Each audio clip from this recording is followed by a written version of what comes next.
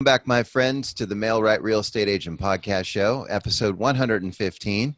My name is Thomas J. Nelson, and my co-host is Jonathan Denwood. We'll be introducing ourselves in a minute, but first I want to thank our returning guest, Kim Snider from Reverse Your Funnel. She joined us back on episode 95, and we've had her back because we, first of all, did not attack everything we wanted to question her about, and we wanted to kind of develop some of the things that we were speaking to her about last show. So Kim, welcome back, and thanks for being with us. Thanks you all for having me back. Really happy to be here. Well, we got a lot out of the first show from you. It was a wealth of information, and I felt like, 45 minutes is tough to extract as much as guests like yourselves have to offer. So we appreciate you coming back. And for those that might not have heard that episode, you want to share a little bit about yourself and what Reverse Your Funnel is? Absolutely. Reverse Your Funnel is my 14th company, just to put it in perspective. So you could definitely say I'm a serial entrepreneur. Some have been hugely successful, very big exits. Some have been hugely not successful, massive failures, and everything in between. But Reverse Your Funnel very specifically has the mission of helping small business owners to create profitable online sales funnels. And I'm very passionate about that because I think that most of what is being taught out there, there's a big myth that what works for the big guys also works for us, and it just flat doesn't. And so I'm trying to right that wrong. And Jonathan, I'm going to let you introduce yourself. Oh, well, hi there, folks. I'm the founder of Mail Right. We're a lead generation platform with a focus on Facebook. And I'm Thomas J. Nelson. I'm a residential realtor here in beautiful San Diego, California, where I'm never too busy for your referrals. And you can find me on social media as well as my website, thomasjnelsonrealtor.com. And Jonathan, I know we want to talk tech first, so I'm going to turn things back over to you because that's your department, sir. Right. Before we do that, folks, I just want to mention that my sincere condolences and heartfelt feelings towards the people that have died and been seriously injured in Las Vegas last night. Just a shocking incident of inhumanity to totally innocent people and their families. And may God be with you and your relatives. And if you're in hospital or you've got people in hospital, remember that there are hundreds of thousands of people wishing you well. And my heart goes out to you. Amen to that. Well said. So, Kim, Facebook. Sorry. As soon as I said Facebook, the audience, the animal audience that Kim's got, came to life. So, custom audiences. I've been doing a lot of work and study around custom audiences. What's your feeling about that? Does it, is it a good idea? What I've observed is you need quite a large list, either people going to your website or email list, but you need quite a large one. Maybe you can go in and just give a quick description on what a custom audience is and what some of the things that you can utilize get data into a Facebook custom audience. Sure. So the easiest way to think of a custom audience is just a list. So if you want to think about your CRM system or your email platform, when you create an email and you say, choose this list, choose people with this tag, but not that tag, for example, and send my email to them. Well, Facebook calls a list a custom audience. I don't know why they didn't just call it a list, but for whatever reason, they picked this very strange name. But that's all it is. The only difference is that instead of sending that list an email or a direct mail or whatever we're used to doing with lists, you are going to put an ad in front of that very specific subset of people. Now, Facebook gives us a number of different ways to create these lists. One of the ways is by putting the Facebook pixel, which is, people get a little freaked out about the pixel, but it's just a very simple piece of code that you put on your website, just like the Google Analytics snippet. And by putting that on your website, it can track the people who have hit various pages or done various things. And then you can very granularly say to Facebook, okay, based on what you know from that pixel, I want to create lists from that. You can upload lists from your third-party sources like your CRM. You can sync them using software, or you can also do lists off of engagement. People who watched this Facebook Live, for example, could be a list. And the number of ways that Facebook is giving you to create lists is growing all the time. It is. I noticed they've added a new button recently. I forgot what it's called, but it's intriguing. Why would this be interesting to a real estate agent, and why use a custom list maybe? Sure. Well, it really boils down to one word, which is super important in this very noisy era that we live in, and that is personalization.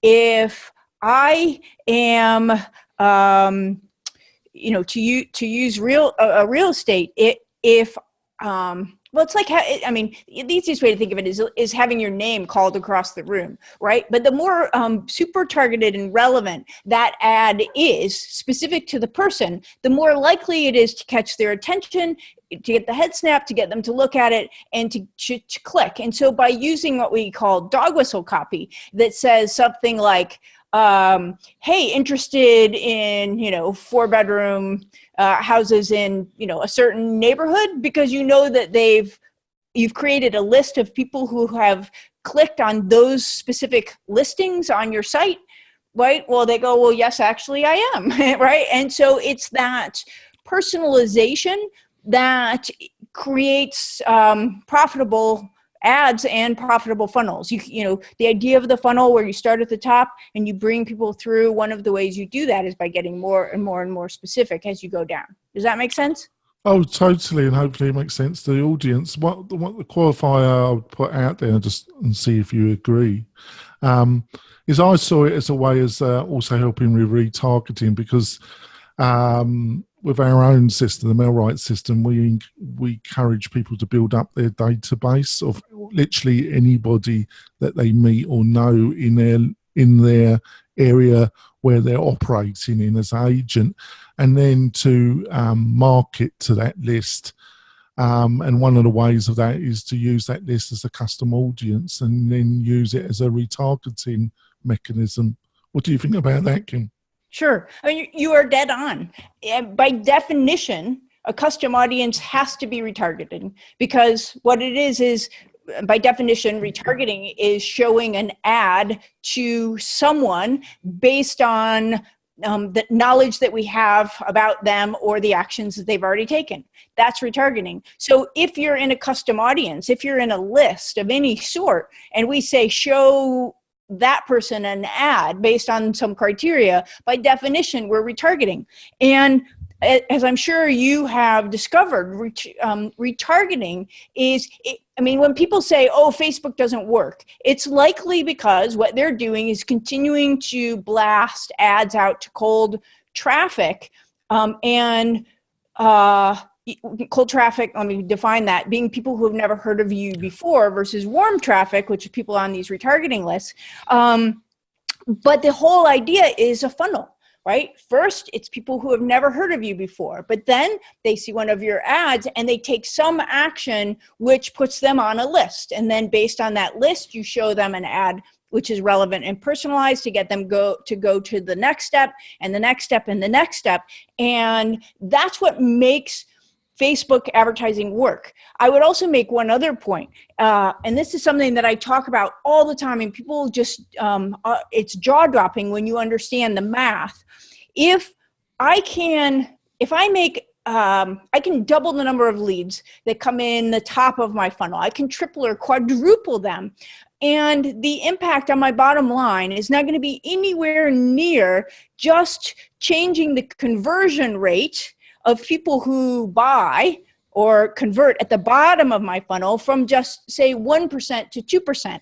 That little tiny change at the bottom has a massive impact on profit, which is why, hence the reverse your funnel concept. We start working there to open up the bottom of the funnel and increase those conversion rates. Well, how do we increase those conversion rates? A very big way we do that is by retargeting, because of course retargeting is highly relevant, and when done right, converts much, much better than less targeted advertising. Yeah, that's beautifully put, actually, Kim. Thank you for that. So it's really important to build up a list, isn't it? You know, an email list. And the other thing is it should reduce the costs of your adverts, not automatically, I like to point out, but because these people recognize you, long as, you know, there's other factors like the right advert, the right funnel, like what you've just said, but being that they're not cold, they should recognize your photo, your advert. You should get more engagement, shouldn't you? So, and if Facebook sees more engagement, the actual cost of the advertisement should be less. Is that correct? It is correct. That is a virtuous circle where Facebook rewards content that its users tell it is relevant. So that's the other beauty, if it's done right. You know, there's some people out there that make out it's kind of be almost like semi-automatic. You know, you do this step, you do that step, you do the other step. It's a little bit more complicated, isn't it, Kim? Yeah, absolutely. I mean, there was a time when you could just throw it against the wall and it was going to stick, but that is no longer the case. You have to write good ads. You know, you have to be thoughtful about what you're doing and how you do it. But the good news is, again, Facebook rewards people who do it well and do it right, and punishes by, you know, making their ad costs higher people who don't do it well. And so that's the bucket you want to be in. And I want to point out, obviously Facebook wants to make money, and they're extremely good at that. But they also want content that gets engagement, because the more engagement they get means that people spend more time on the Facebook platform, and the more time they spend on the Facebook platform makes Facebook advertising more profitable. So that's what Facebook wants. And if you give what Facebook wants, they award you, like what Kim's just said. The other area that a bit intriguing is lookalike audiences. Can you explain what that is, Kim? Sure. This is where Facebook starts to become almost magical. So what they do, sorry about that. What they seems to be a fan of Facebook, folks. You know what? It's becoming almost a trademark. People say I can't even make a video without my dog's photo or video bombing it. So, and if there's not a dog in one of them, they say, "Hey, I didn't see a dog." And just, so the lookalike audiences. So what happens is you take a custom audience, and it really needs to be a fairly large custom audience of greater than 1,000 people, but the larger the better. If it's 10,000, better. 100,000, so much the better. And you use that audience as a seed audience. So let's just imagine that our audience is people who have bought a home from you. Okay, and let's imagine that you have a couple thousand of those people, and you say to Facebook, I want to use this list of people who have bought a home from me as the seed audience for a lookalike. And what it's then going to do is go out, and let's say we specify the United States. It's going to go find the 2 million people from amongst the 390 million that it has in the United States that it knows about. And it's going to compare literally thousands of data points that it has on the people in the seed list and the other people and say, based on what you want to have happen, which is have people buy a home from me, who amongst my audience are the 2 million that are most closely resemble and most likely to take the same action as the ones in your seed list. And that's called a lookalike audience. And very often, those are some of the highest performing audiences that you can have.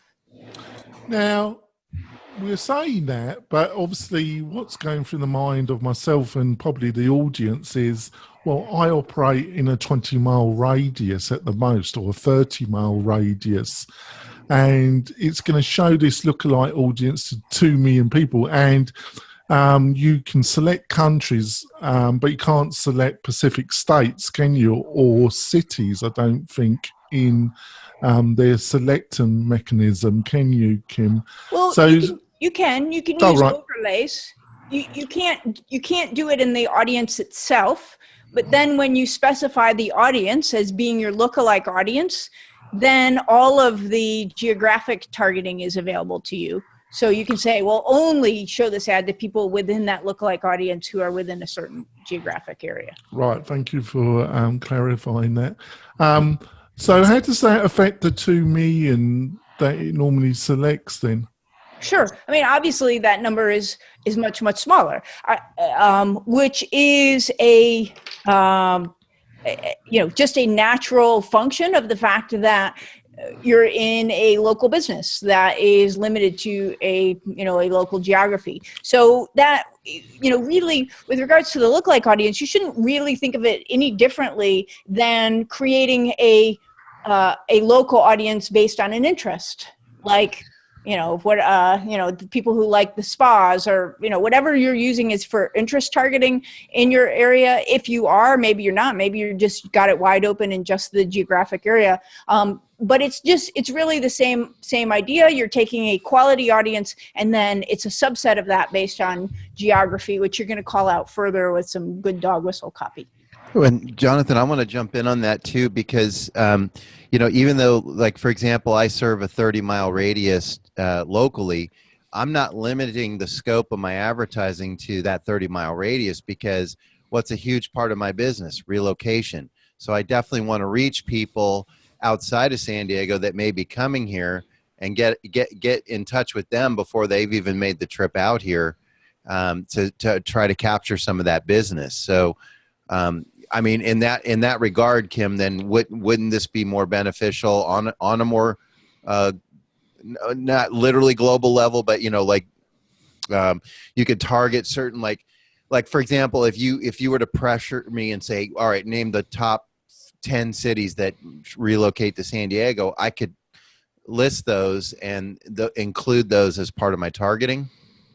Yes. What I would, so full disclosure here, I haven't played with this particular targeting, but what I would probably do there is Facebook has some targeting options specific to relocating. So I would play with those maybe. And I would target those obviously very completely separate ads from the ones that I ran locally, because again, this goes back to specificity and relevance. You're going to talk to somebody who's relocating very differently than somebody who's just selling their home and moving within, the San Diego area, right? So you would want totally different ad copy for those. And that's just a really important side point. I mean, again, that's one of the mistakes people make, is not being specific and relevant enough. So I would try some of that relocation. Also, some of the geographic targeting that they have, if you look up there in the drop down, you'll notice that they have a number of different options. So it's not, they have in that geographic area, lives in that geographic area, traveling to that geographic area. So I would be playing with all of those as well. Okay, understood. Because again, so just another point on that, if you were to say San Diego area, 30-mile radius, and you said everybody, that's actually going to include a much wider swath. That doesn't mean they are physically in San Diego right this minute. So that helps. Right. I've seen that just with the business page. You can set up who your business page targets, and you can really get specific with it. And it includes things like you were mentioning, people traveling to San Diego versus people already living in San Diego, or even people that have lived in San Diego. I was surprised the metrics on it, how specific it was. Yeah. Yeah. Now, if I can just make one more quick comment, because I don't think we talked about this the last time I was on the show. One of the things that is happening, the trend with Facebook's algorithm, is very, very quickly, the machine learning is getting so smart that the trend is away from specific targeting. It's really just saying you want to be basically as broad as you can, and let Facebook figure out who the right people are within that soup. And it's getting remarkably good at doing that.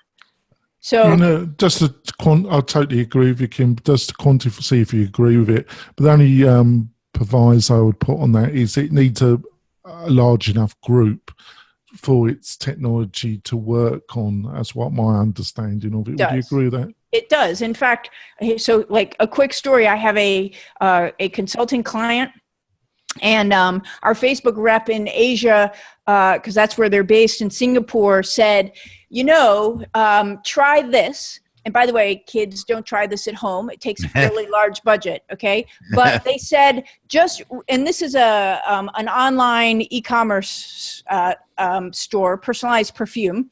And they said, run your ad to all 390 million people in the United States. Nothing else. No other targeting. And see what happens. And don't ask me how, but it found those people who wanted to buy Personalized Perfume out of that 390. So it took a big budget, but like that's some crazy, scary stuff. And that's the direction it's moving. What's happening now is the more you try to force it to find people within certain groups, what you end up doing is excluding people that it might have otherwise found because it's just way smarter than you. So as a general trend, a general takeaway from this conversation, go as broad as you can and then let Facebook do the heavy lifting. Okay. Oh, really, thanks for that. I think we go for a break, Kim, and when we come back, I want to talk quickly about Facebook Messenger, messaging in general, and then a bit about your business career and some of the things you've learned. How does that sound, Kim? That sounds great. So we'll be coming back in a minute. Hopefully you've got some value. We haven't mystified you even more. It's been a little bit hardcore, but it's got to be because we want to provide some value from our guests and our interviews. And we'll be back in a minute and we'll be forging forward. We're coming back, folks. We've got Kim, great guest, coming back. We've had a great kind of techno discussion about Facebook. Even the dogs enjoyed it. So we're coming back, folks. Facebook Messenger and messaging. What's that about? How to use it properly if you're a real estate agent, Kim? What's your thoughts?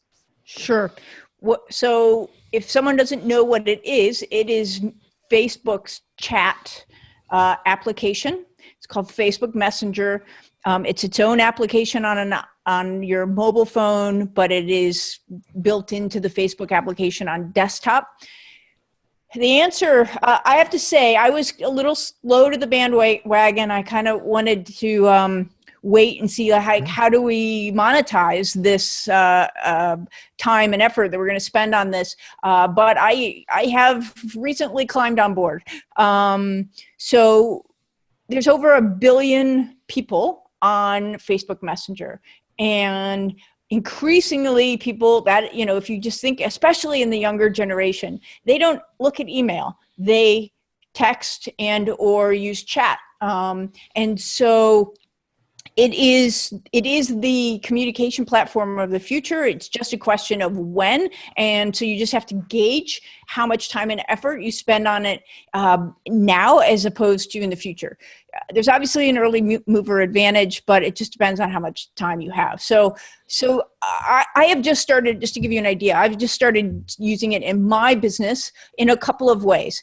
I have now we're really going to get technical. I have a when someone signs up for one of my webinars, but you could modify this for your businesses, there's the page asks them, would you like a reminder via Facebook Messenger before my webinar? When they click yes, that subscribes them to yet another list. It's a messenger list, which now gives me permission to, rather than email them, put an ad in front of them, now I can send them messages over Messenger. Not only do I send them that reminder, but I have created a chat bot. I call it the Kim bot, and the Kim bot has a little conversation with them. That's kind of cute, and it says, hey, no worries, you'll absolutely get your reminder, but in the meantime, can we ask you a couple of questions, back to that relevance thing, and it's very quick and very pithy, and it feels they know it's the Kim bot, but it feels like they're having a conversation with me, and at the end it says, thanks, I'll send this over to Kim, let us know. But what has happened, and here's why I think realtors should really consider this if they've got the technical chops to pull it off, is it is so hard nowadays to get someone to open an email. Even when it's coming from your personal email box, much less the ones that we generate automatically. I don't know if I have time for this, but I'll just tell you a quick story. I'm trying really hard to increase my webinar attendance. And so I ran a little experiment. And the experiment was every single person who signed up for one of my webinars, which was a couple hundred people, I made them a personal video. And I emailed them that personal video from my email account, my personal Gmail account. And I watched, because I had tracking on it, one, who opened those emails, and two, who watched those videos. And the percentage of people, even they had just signed up for a webinar, that I got to open the email was so surprisingly small relative to what I would expect, no matter what subject lines I tried. And a bunch of them, even though I made it really clear that it was a personal video from me, didn't watch the video. So the point being, what people are now doing is, it's like banner blindness. So they have email blindness, but they don't have that yet with Messenger. So when I start a conversation with them, and then someone says, yes, my biggest challenge is the technology, and I'm so overwhelmed by it, and then I come back on and start talking with them, tell me more about that, legitimate, like I get conversations with prospects that I did not get any other way. And that's why I'm going all in on Messenger. And there's my own system, the MailRite. We're looking into adding this to the system. It's a balancing, because you don't want to jump in too quick.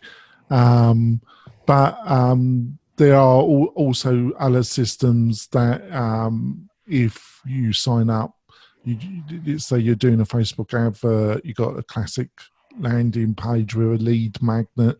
When they go to the thank you page, it says, do you mind, you tick a box, don't mind getting messenger messages, and then it will send a series of messages to them, won't it? That kind of absolutely. And like anything, you're going to want to make sure that first request provides value. Would you like us to send a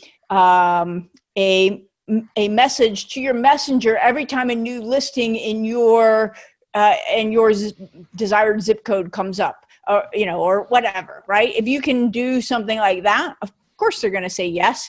And what you're doing is you are going where they are, and where they are increasingly is they are not email. And when we do maybe a quick bonus session for the YouTube channel and that, I want to comment back to you about email and see if you agree with some of the things. But I want to throw it over to Thomas, because we want to discuss some of the things you've learned about business, because you've been so successful, Kim, and you've got so much experience. So I wanted to cover a little bit. Off you go, Thomas. Sure. I before I do that, I just wanted to be, I guess vulnerable is the word, because I'm going to say something that's probably naive to the technology that you were just discussing. But from a realtor standpoint, I now have to manage my phone and voicemail, text, email, because email is still king in real estate because we deliver our docs that way. Now text or messenger. It's you're starting to see the problem here. There's so many ways people can reach out to you, and I'll say this with Jonathan listening. He's done some work for me over this year, and Facebook target ads that produced results I didn't even know I had because they responded to me on Messenger, and I had no clue those messages were there. How does one harness all this? It seems to be expanding, not shrinking. It seems to be getting harder, not easier, to manage all the different ways people can communicate with you. And I realize that we're probably on the cusp of some of these things going by the wayside, but while we still have all methods of communication available to us, what's your advice to the entrepreneur that's trying to manage all these different ways clients and customers can reach out to us? I wish I had a magic bullet for you, and I don't. The fact of the matter is, it is hard. It is harder, and because there is more, and hence the reason that I didn't jump into Facebook Messenger until I felt certain that there was going to be an ROI on my time there. And either you got to automate some things to be able to keep more of those balls up in the air, which is one way I handle that. Or, you're going to have to carve off time from something else. And so then it's an ROI question to say, all right, well, if this is going to be my ROI on this, like what's got a lower ROI that I'm willing to let go over here to take up this other new thing. And so it's really not any different than probably any investment question, although we don't typically think of technology that way. Or communication channels that way. Can I jump in quick, Kim? It's okay. Thomas, there's a couple of ways that you can. It's a really fantastic question, Thomas. There's a couple of ways of dealing with it. With Facebook messaging and texting, there are a number of services that you set up some pre-descriptive messages linked to your campaigns, and they send the messages for you. And when it gets a response, you're sent an email or a text message to your phone. The other way is to really buy into a quality content customer management system. And the quality ones aren't cheap, Thomas. The one that which intentionally MailRight's kept away from, because it is a competitive sector. But the one that I really like, but it's not cheap, is Follow Up Boss, and that can send you, when it can deal with the madness quite effectively, Thomas. And that's a quality product, Follow Up Boss. But you're talking around about $70 a month to use it. But it is of those systems, and it's designed for the real estate industry, and I think it's one of the best ones. Okay, I appreciate that. Well, I mean, and the one I'm using now, I'm paying around $50 a month for. So I mean, that $70 a month doesn't seem like a major jump. It's a bit of a scare when you open it, because they've got a lot of tutorials. But if you decide I could help you set it up.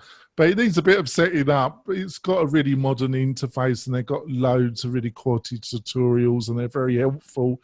But you can get a little bit short initially trying to set it up. But it's like everything, isn't it, Kim? Yep. Well, Kim, I wanted to ask you, because I mean, you alluded to this when we opened the show, and this isn't your first rodeo with a business. So can you kind of walk us through maybe your top 3 companies that you really enjoyed creating, and tell us, because I mean, your background is so diverse, and how did you arrive where you are today by maybe teaching us a little about your background through maybe your top 2 or 3 companies that you enjoyed running? Sure. It is diverse, but with 2020 hindsight, there is actually a through line. So I'll come back to that. I didn't realize it at the time, but you look back and go, oh, that's what I was doing.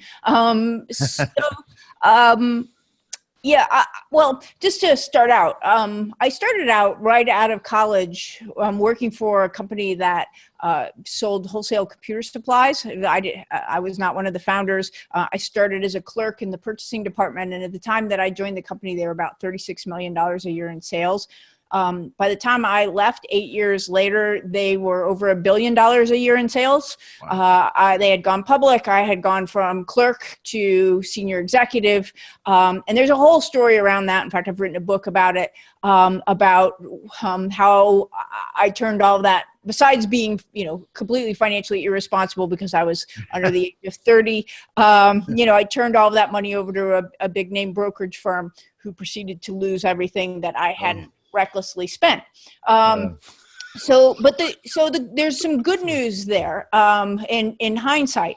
One is that I learned a tremendous amount about a growth company, a high growth company. This was before the .com bubble, but preceding that whole thing. So that was an amazing education, a very unusual education, in fact, because the average age of the company was less than 30, in fact. But it created what was my biggest success, bar none, which is Snider Advisors. Snider Advisors, what ended up happening was I invented a way of investing money based on the idea that I never, ever, ever wanted to be in that situation again. I created it initially for myself, then some friends asked me to start teaching them how to do it. And then next thing you know, I'm teaching their parents, and it grew into number 826 on the Inc. list. And we had at one point over $500 million in assets under management. And I sold it in February of this year. So it's 17 years and still going. So that was not only my biggest success, that was, my passion, my deep passion for all those years, because I felt like, I didn't feel like, I knew that what Wall Street was selling was making them rich and not us. And I just had this burning desire to, once I found a better way to show people that way. And that really kind of goes to the through line, I think, of, and I'll talk about, the other companies. Yeah, as but well, before you do that, Kim, I like that conversation to go on the bonus, because we're trying to keep the podcast to around 30 minutes. Okay. And then is that okay? Absolutely. And we're like well over that, aren't we? We're a little bit. We're keeping to, we're a little bit over, but I try to keep it between 30 and 40 minutes. Jonathan, my husband says I can't say my own name in less than 90 minutes. So when you got a really interesting guest like you, Kim, 30 to 40 minutes goes quick. So Kim, how can people get hold of you and learn more about you and about your funnels? Yeah, thank you so much for asking that question. It's very simple. reverseyourfunnel.com, just like it sounds. Right. And how can people get hold of you, Thomas? Well, that's easy too, at thomasjnelsonrealtor.com or on Facebook, or the old-fashioned way. You can call me here in San Diego at 858-232-8722. And like Kim, I answer my phone. Yeah, and it's really quite easy to get hold of me, folks. So go to the MailRight website, fill in the contact forms, email me personally at jonathan@mail-right.com. And we've got Twitter and Facebook, and I do answer my phone, and there's a phone number on there, and it will be answered. And we'll see you next week, folks. Like I say, we're going to go into bonus content, which you'll be able to view on the YouTube channel and on the MailRight website. And we'll see you next week, folks. Thanks. Bye. Bye-bye. So, go forth, Kim. You were midway. I'm sorry I had to interrupt. No, not at all. Not at all. Yeah, so I think, the through line in all of that is just this idea, for me anyway, that of being a lifelong learner and realizing that, you don't always have to be an expert in order to do some of the things that we generally ascribe to being, being only expert territory. And if I look back, it's basically what I do and what I love to do is I learn something, I learn it in, and synthesize it in some sort of different way, and then share it back out to other people. So whether it's how to invest your money, whether it's how to play polo, whether it's how to use Facebook ads, whether it's how to build sales funnels, if you look, actually, that is the through line throughout all of my successful companies. And most of the unsuccessful ones, like restaurants and, various things, don't have that through line because that really is not my passion. Well, and the other thing I'm hearing, at least with a couple of the companies you mentioned, is you saw a need, it wasn't being fulfilled, and you went out and created that fulfillment. And that seems to be a common theme throughout your companies too. Yeah, good catch. I mean, that I think that's right. So, and what I don't know if you consider this a separate company or part of Reverse Your Funnel, but one of the ones that you brought up last time that I was really interested in was Sync to CRM. Is that something that was a previous company, or is that still one that you control? Yeah, no, I absolutely still control it. It doesn't get as much of my focus as Reverse Your Funnel does.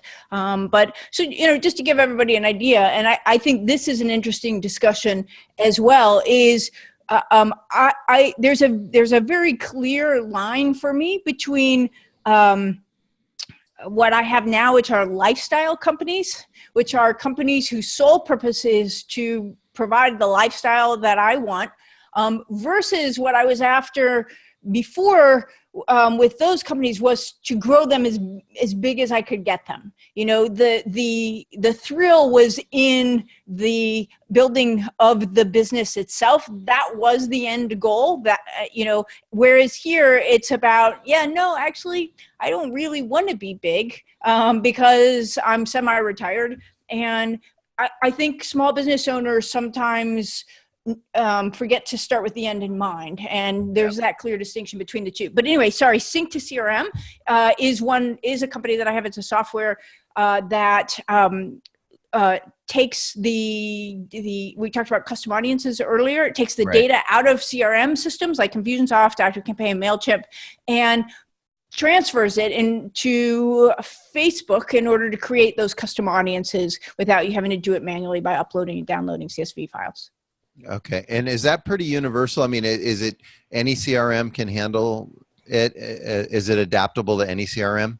Mine is not. Sync to CRM very specifically works with those three that I mentioned, Infusionsoft, ActiveCampaign, and MailChimp. There are others out there, like LeadsBridge, and is the one that immediately comes to mind, which has integrations across 600 different CRM systems, and would likely have the ones to the real estate specific niche systems. And I also wanted to ask you, because you brought it up earlier and we kind of glossed over it. You're an author. You're a published author. And I'm familiar. You wrote the book about, I believe it was How to Be the Family CFO. Mm-hmm. But I apologize. I'm not sure. Have you published other books outside of that? Nope, just that one. Okay. And so how did that come about? Sure. Well, I spent, I don't know, 10, 12 years through my radio. I had a radio show in Dallas, Fort Worth for 9 years. I was a public speaker, plus I was evangelizing our investment method. So I spent all of that time basically telling that story. And at one point, I just decided that there was value in that story, I thought, for everyone, and that I could put it out to a broader audience by doing that. And so I sat down and I wrote it out. Now, that said, we're talking about building businesses. There's the question of what will a book do for your business? That was obviously a consideration as well. It's a nice business card. It's everybody immediately ascribes a little bit more expertise to the person who has a book versus the one who doesn't. So there, so there was clearly that as well. But I still read that book many, many years later, and I think, dang, that's a pretty good book. I do say to myself, So yeah, it was really written like as if I was sitting down across the table from a really good friend and saying, this is what happened to me, and here's what you should learn from it. Now, when you write a book like that, because it's almost the reverse. You took what was a presentation essentially and turned it into a book versus building a presentation upon a published book. Excuse me. And what I'm getting at is when you write something that you're going to be speaking, you write it differently than you would if it was specifically just going to be a book. So did you find that putting it into book format changed the message or expanded the message, or did it have any effect on the way you wrote it? It didn't actually. The book was, interestingly, a slightly different topic area or way of approaching it than what I talked about every single day. Because what I talked about every day was this pretty technical way of investing your money for retirement. But I was constantly getting questions, just personal finance questions. And when I looked around, one of the things that I realized, and I even talked about in my speeches is, look, when I graduated from college, I knew how to program a computer. I knew how to speak French. I knew how to do double entry accounting, but nobody had ever taught me the basics of personal finance. And I just felt like, and I got those questions all the time. So I went that way with the How to Be the Family CFO book and just said, if, it's a short read, my grandmother read it in one sitting. If you can take away 4 or 5 or 6 points that can put you on solid footing, that was what I was trying to accomplish with that. So it was a little bit different, actually. Well, and hopefully they'll take at least 4 things away from it, because it's 4 simple steps to putting your financial house in order. Yeah. Yeah. All right. Is that available on your website? It isn't. I think it's still available on Amazon. On Amazon. In fact, it's so old, I think you can buy it on Amazon for pennies from used booksellers. Well, that would go towards putting your financial house in order. Right. And staying in the budget. Yeah. Jonathan, I want to turn things over to you if you have a question before we wrap No, up. I think we've taken up enough of Kim's time. Okay. But thanks for coming on. You have to come back if you want to, Kim. It's been a fantastic. We delved a little bit deep on Facebook, and also your wealth of business knowledge. A lot of people, you've actually done it. You've got the scars and the experience. So that, in my eyes, that counts for a lot, Kim. And hopefully you enjoyed the interview, Kim. I loved it, and I would be thrilled to come back anytime y'all would like to have me. And the dogs seem to get excited as well, don't they? Next time I might put them in their boxes. Yeah, there we go. All right, we'll see you next week, folks. We're going to have a really fantastic guest. I think lately we've had some terrific guests. What do you reckon, Thomas? Absolutely. We get good guests like Kim on the show. And I just want to remind people, it's Kim Snider with Reverse Your Funnel, and also her book, How to Be the Family CFO. And Kim, we really appreciate you being on here. I can tell you're a force in nature, and I learn a lot from you every time you're on. So thank you for sharing your knowledge with us and our audience. Thanks so much, Thomas. We'll see you next week, folks. Bye-bye. Bye.